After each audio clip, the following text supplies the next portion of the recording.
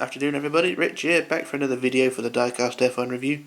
Here today is the Benetton B196 from the 1996 Formula 1 World Championship. This is the Jean Alesi model. 1996 was a year of a lot of promise for the Benetton team, with coming back from the 95 Drivers and Constructors World Championship. And Schumacher moving on to Ferrari and Johnny Herbert leaving for Sauber left the door open for Alesi and Berger. That's Jean Alesi and Gerhard Berger. And the season looked very promising for them. Alesi being one of the better drivers in the field, a very fast driver, being pretty much let down by his car basically throughout his career. Only one win up to this point, and sadly it will be only one win beyond this point as well. And Gerhard Berger, who had I think 9 wins prior to joining Benetton in 1996. The season looked very good for them. They were basically joining the Constructors champions, and with a car being designed by Ross Brawn and Rory Byrne, the car looked to be one of the best in the field, or if not the best in the field. So yeah, things didn't go quite to plan. First of all, the Williams team had built the FW18, which is another car I've reviewed, and it was an absolute beast compared to this thing. It won 12 races, whereas this thing failed to win any. Like I said, a year of a lot of promise, but it didn't come to anything. The car was... I think they had problems with the car, basically the drivers, or Berger particularly, not being able to fit in the car initially, because the car originally was designed with Michael Schumacher in mind. But of course he moved on to Ferrari, and things changed a bit there. But it really is a shame how quickly they fell though, because I mean, from 95 to 96 it's just ridiculous how quickly they dropped. I don't think it was down to the drivers, although Alesi would have been accident prone throughout 96, and Gerhard just seemed a bit out of his depth throughout the year.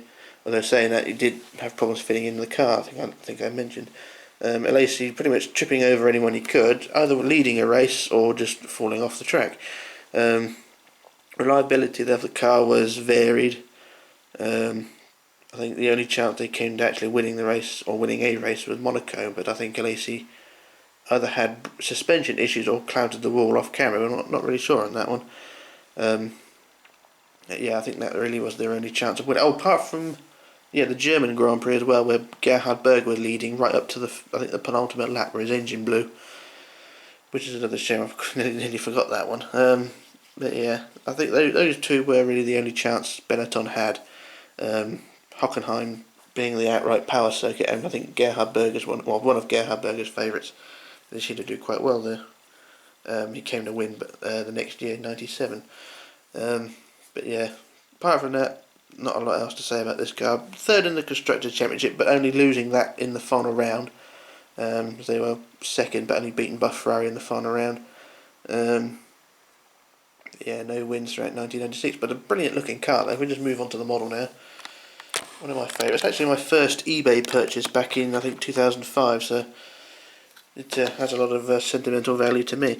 Absolutely stunning model. One of the better looking cars throughout 1996 as well, and 95 as well. The 95 car looked very, very good as well.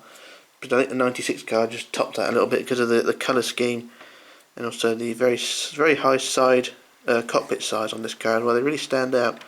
I think only Ferrari, I think Arrows as well, the only teams to sort of have the same high side pods, driver head protection.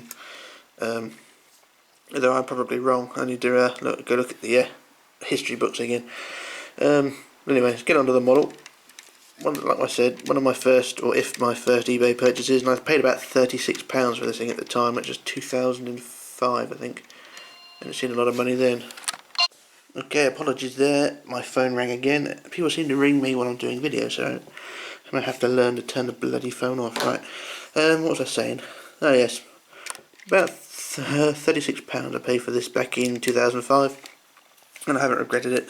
They do tend to sell for around £30–40, depending on their condition. I mean, this one's almost pristine, although there are a few decal chips on the rear bodywork there.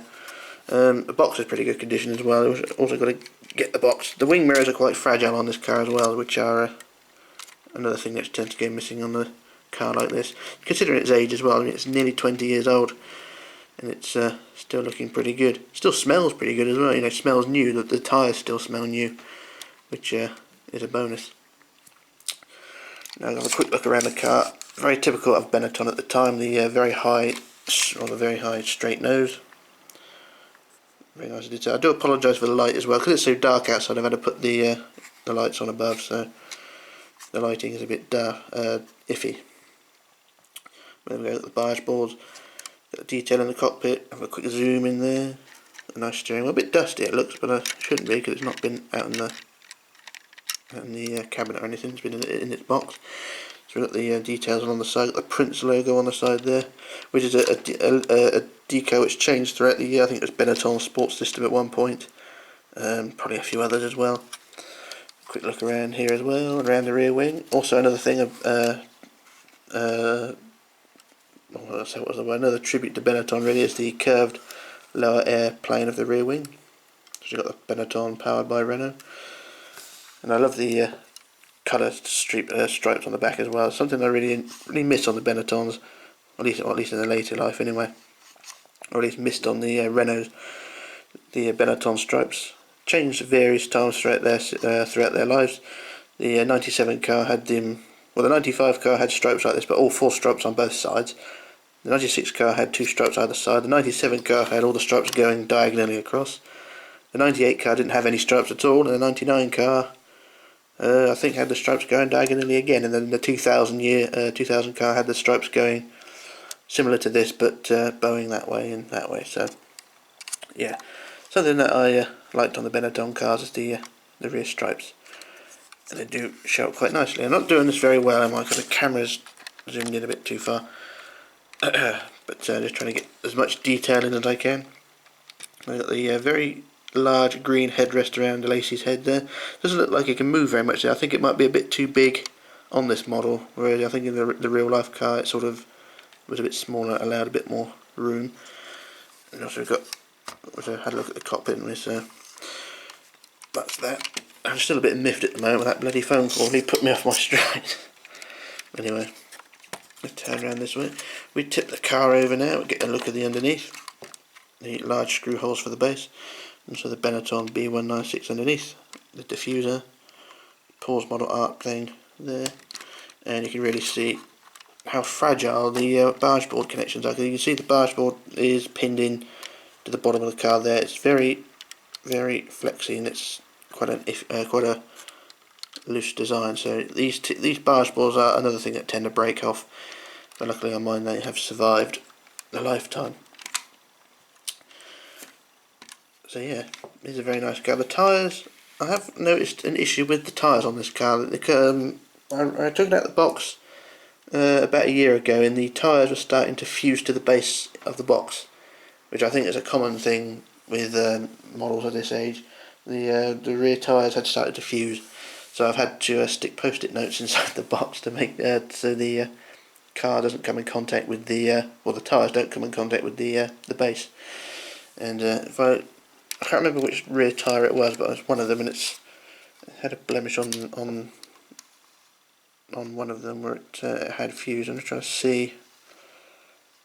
It's hard to tell, but it did sort of fuse to the base, and I think it just popped the barge board out, which wasn't a good thing. Where is it? There it is. It popped out. There we go. They do pop out, so it's a bit of a... Might have to put a bit of glue on that one. It's not broken, it's just popped out. So there we go. Have a quick look under the nose with the all the stripes all joined together underneath. Quite nice there. And also I liked another thing on the Benettons is the nose tip. On Alesi's car the tip was red, and Alesi's Burger's car it was all blue. And it does look quite a nice car indeed. Like I said, one of the better cars in my opinion in the way of 1996. It's just a shame that the results didn't go their way. The 97 car, although very similar in appearance, didn't quite have the look going for it, but it was a better car. I say not all round, but it was a better car. Just sort of roughly the same in performance, but it did win one race. It's basically the race Berger should have won in 96, but hey ho, it doesn't matter. It's just a shame though that Benetton, after the 97 German Grand Prix, they wouldn't win again. Not until they were renamed Renault and had Fernando Alonso at the wheel. But there you go, that's Formula 1 for you. But yeah, there's definitely a model I would recommend. If you're a Formula 1 fan of this era, then it's definitely a go. I've got all the cars from '96, or at least the ones that are made in 118. So that goes from Ferrari, McLaren, Benetton, Williams, Ferrari, Jordan, Sauber, and I think that's it. I don't think any other company made any more 118 scale models. I will have to have a look. Oh, there's Jordan, Sauber. Yeah, I will have to have a look. I think that was it for 1996. I think 1995 was quite a good year for diecast as well, but I'll have to have a look. But yeah, it is definitely a model I would recommend, just because of its looks. Basically, it's a real stunning looking model. And I'm just filling with the camera, sorry. But yeah, I would recommend this car definitely, even if you're just an Alesi fan as well. I mean, it's part of Alesi's history, part of Gerhard Berger's history, their careers. Not one they'd like to remember, I don't think, but I could basically put them in the going from one dodgy car to another. Basically, they jumped ship from Ferrari when they are faltering, and then or back to a rise again, and then jumped into Benetton as they were falling or failing. But there you go, that's Formula 1, like I said, and things change. I'll do another quick zoom around the car. Also, I love the white rims on this car as well, the white wheel rims. Very nice design they are as well. Just have a look over the rear bodywork. Probably have a good old view of this. There's a T-cam view. Not quite that good, but get the idea. Got a look over the nose there, over the rear wing. And yeah, it's a very nice model it is as well. Of course, on Goodyear tyres. The tyres are the choice of the day. The only tyre in Formula 1 at that time. And I'll have a quick look around at the rear diffuser. I didn't quite have a quite look at the rear structure, but that's how it looks under there. Very nice. It is doing a bit of blurry there, but yeah, absolute stunning model. Got the prints on the side, the compact, Typhoon. Didn't know what that was. Of course, Benetton replacing the Mild 7 livery because of the tobacco laws at the time, and of course Formula 1 is now very much the poorer without the tobacco advertising, but hey ho, that's a sport, that's political correctness for you. But anyway, that's my review. I should turn it back that way. So yeah, that's my review. This is Rich, signing off, logging off and disappearing, and I shall return with another review. So, bye for now.